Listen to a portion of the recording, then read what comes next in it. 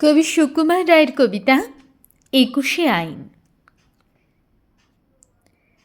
শিব ঠাকুরের আপন দেশে আইন কানুন সর্বনেশে, কেউ যদি যায় পিছলে পড়ে পেয়দা এসে পাকড়ে ধরে। কাজের কাছে হয় বিচার, ২১ টাকা দণ্ড তার। সেথায় সন্ধে ৬টার আগে হাঁচতে হলে টিকিট লাগে। হাঁচলে পরে বিন টিকিটে দম দমাদম লাগায় পিঠে। কোটাল এসে নস্যি ঝাড়ে, ২১ দফা হাঁচিয়ে মারে।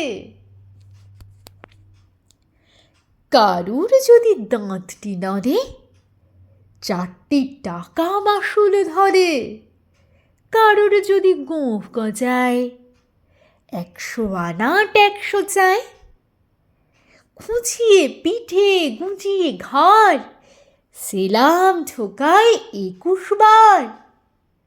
চলতে গিয়ে কেউ যদি চায় এদিক ওদিক ডাইনে বাঁয়, রাজার কাছে খবর ছোটে, পল্টনেরা লাফিয়ে ওঠে।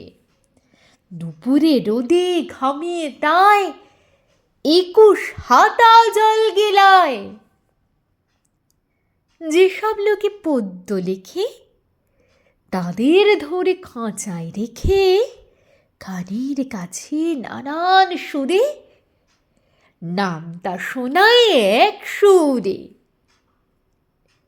সামনে রেখে মুদির খাতা, হিসেব কষায় ২১ পাতা।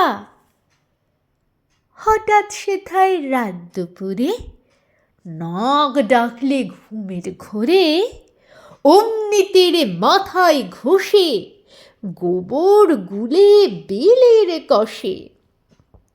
২১টি পাক ঘুরিয়ে তাকে ২১ ঘণ্টা ঝুলিয়ে রাখে।